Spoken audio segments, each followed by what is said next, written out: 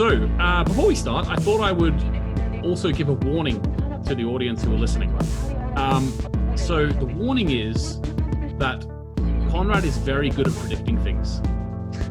That's my warning. So be aware of that.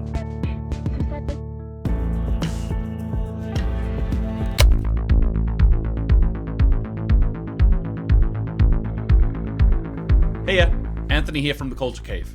I'm here to go through Konrad's predictions, his best ones from Dark. Now, if you didn't follow along with us on the After Dark podcast, you might not know that my friend Konrad, who runs The Culture Cave with me, is a fantastic predictor of TV shows. And all I can say before we get into it, I did warn you. But before we get into that, make sure you subscribe to The Culture Cave. If you're a lover of Dark Discussions happens every Monday night live. We have the After Dark podcast every Monday where I take Konrad through a new show that he hasn't seen before, the OA, that we start at on Monday. If movies are your thing, then check out the best movie podcast ever, every Thursday. And I can tell you, objectively, it is the best movie podcast ever. That's a critique, not just the name. And every Saturday, Sci-Fi Saturday, where we go through different sci-fi TV shows, me and my friend Emmett, and we talk about them, we joke about them, we analyze them. Come with us, it's really good fun. Anyway, let's get into the first of Konrad's predictions. Yeah, and I'm gonna put my money where my mouth is and say I think this is H.G. Tannhaus who's talking here. Which seems, I mean, this guy's talking about like traveling through black holes, which naturally leads into time travel. Obviously, I say knowing nothing about the science of black holes. Now, although this might seem small in the grand scheme of things, we have to start somewhere. And this theory proves that Konrad had his theory hat on from the very start. I mean, who else predicted that H.G. Tannhaus was that guy? Maybe some people put it together, but he was predicting from the get-go. And I was like, okay, we know that Enos doesn't have children at the point that Mikkel turns up in the 80s. And then I Googled what Mikkel's name means, and it means gift from God. And I'm pretty sure that Enos is going to effectively adopt Mikkel and that he becomes Michael. One of the best moments of Season 1, in my opinion, is the reveal that Michael Kahnwald is Mikkel Kahnwald. I mean, most of us got there, and Konrad did too eventually, when he finally got that stranger theory out of his mind. Originally, he thought that Mikkel turned into the stranger. Where did he get that idea from?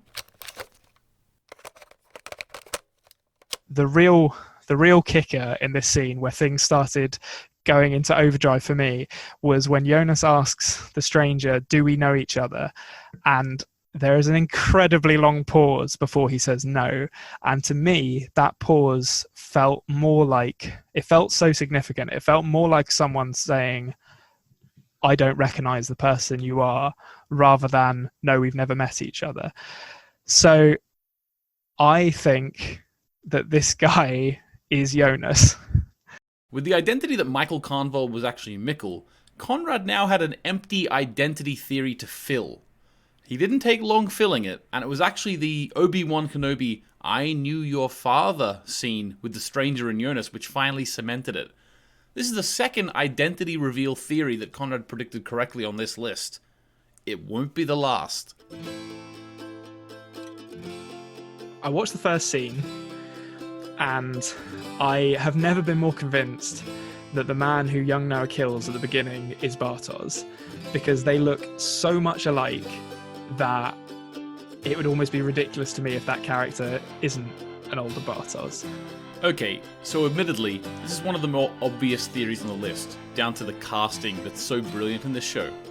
But he did get it right, and let me just say, it doesn't matter if a theory is obvious or not. Konrad will celebrate it with vigor, nonetheless. So that then raised the question to me, well, who is Adam? And obviously there's the possibility that it's just another character, it's not someone we haven't met. But to be honest, it's a bit sort of, I guess, a bit kind of meta to think this way, but the fact that his face is kind of, scarred and obscured made me think that feels like they're maybe trying to conceal a familiarity in this character's appearance. So who could that possibly be? And we know that he has known Bartos for a long time because of how he describes his character, which means to me that it's likely that Adam is someone probably from Vinden who knew Bartos as a teen. And there's only one teen in Winden that we've met who has brown eyes, or who develops brown eyes as he gets older, and that's Jonas. Okay. So there's a conversation, and this leads me into this conversation that Jonas has with Hannah, where he says that he exists in all times infinitely, but as different people, which to me seems to be heavily implying that Adam is also Jonas. Are you impressed yet? Okay. This one wasn't too hard either, but it was really impressive how early he got it. Konrad got that Adam was Jonas from him just saying that he knew Bartos long ago. And for a theory shark like Konrad, a clue like that is chum in the water. Ellie's and Charlotte's relationship is strange. I think they're referring to when you said about, like, it's as if Ellie wears the trousers in the household. Do you know what I mean? Yeah. What do you mean by that? Well, okay, so there was one particular moment when they say goodbye to each other when Charlotte drops Ellie off at school, where Ellie kind of drags Charlotte's head down to her. Like, it's after she said, Yasin and I are dating. And she sort of drags Charlotte's head down to hers and presses her forehead against Charlotte's head. And it feels like the kind of thing you would do with your kid. There's potential for something interesting there. But I'd be surprised if that's a very long way off, if that is something that's going to happen. I can't see that being revealed anytime soon. What happened? What happened? What do you mean? Well, so we know that obviously Mikkel. I'm just trying to make you explicitly state the ludicrous thing that you're dancing around, that we can all have a laugh at you. You want me to say it? I'll say it. I think Ellie might be Charlotte's mum. This one might be the most impressive of them all. I mean, the fact speaks for itself. Konrad predicted that Elizabeth is Charlotte's mother. Absolutely mental. That's one theory, is that Surya is the girl with the scar on her face, because I feel like it has to be. There's no one else in 2052. Is there any other females who we don't know the name of? Yeah. Yeah, exactly. And to give us this name and to sort of bring this character to the foreground in shortly after we see the implication that the Tiedemann family line will hinge on the baby that Hannah will presumably give birth to either now or in the 50s. After our discussion, it's probably going to be in the 50s. Makes me think that maybe she grows up to be this girl. I think we all knew that Hannah's baby was going to be someone. And leaving apart Konrad's confusion with the genetics of the situation, he knew it was going to be someone, just like we all did, but he correctly predicted it. And this actually led to the next few predictions that he made, and they're all as mind-blowing as the next. Get Alexander to have a baby with this character. Regina's dead. Okay. Claudia's too old. Yeah. Which makes me think, and given I've said Bartos is I think he's going to 2052 to try and save Alt Marta. It makes me think maybe Bartos is going to end up so he's involved in the time travel stuff. Yeah. Maybe Bartos is getting with this child. It's at this stage, if you haven't seen the After Dark podcast, or you fell out of touch with it, you might be thinking, but hang on, shouldn't he have known this? Because he would have looked at the floor of Eva's lair in episode 2 of season 3. Well, Konrad didn't look at it. He actually took what the show gave him, didn't pause it, didn't look into it, and he still got it. He still got that Bartos hooks up with Celia. I mean, no one else really had a chance to predict that, because we were all looking at the floor. Not Konrad. He always smells a theory. Maybe she's Agnes. It would be so typical of Dark if Agnes was her daughter. That would be so fucking typical of this show to be like, oh yeah, see this old woman and this young girl, it's mother and daughter, but not the way you're thinking. But if that's the case, then who else would be a child of that character? I'm trying to think now. Oh shit! That would be. Okay, that's interesting. Alright, so I might have reminded him that Agnes and Noah were siblings, but he would have come to that conclusion himself off camera anyway, and I wanted you guys to see the realization in his eyes. At least that's what I tell myself. Right. Alright. Here we go. So what's this device doing? Alright, that's my that's my question. And I've got so the fact he's building this device, the aspect ratio change, and the pressing of the two buttons at once to activate it has given me a theory, right? Right.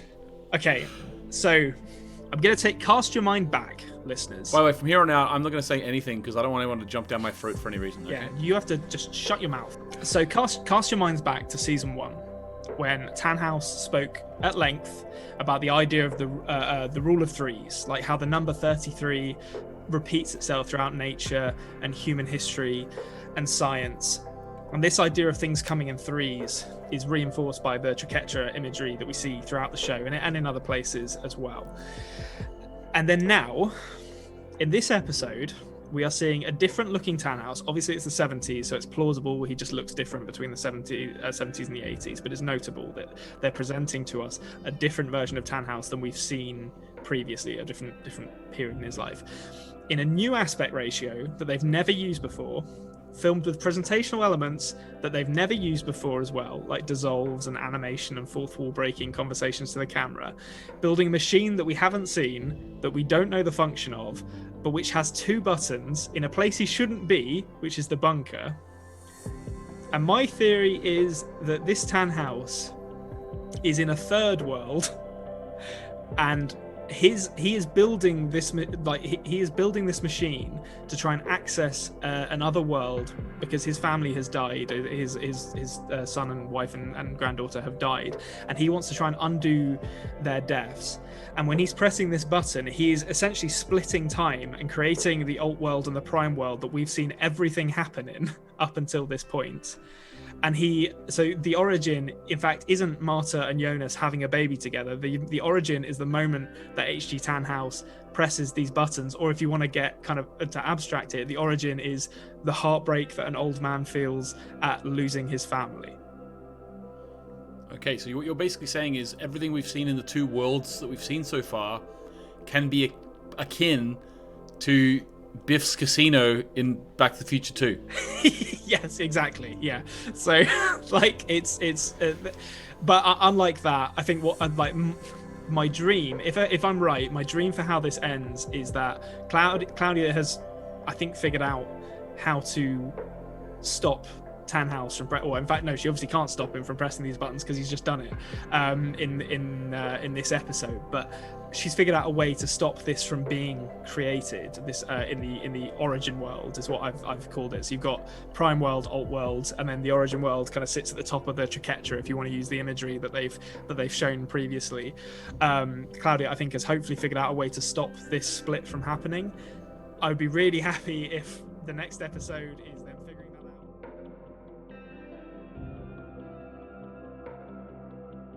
I think we can all say that the detail that Konrad put into his prediction for the final episode of Dark is off the charts, mind-blowing. I have no words for it. I mean, we can all go back to episode 7 and see all the clues that were laid for us, like the different aspect ratio, the more vibrant color scheme, the difference in the bunkers. There's all sorts of things that we can draw from that. Having said that, still, oh my god, wow, well done, Konrad.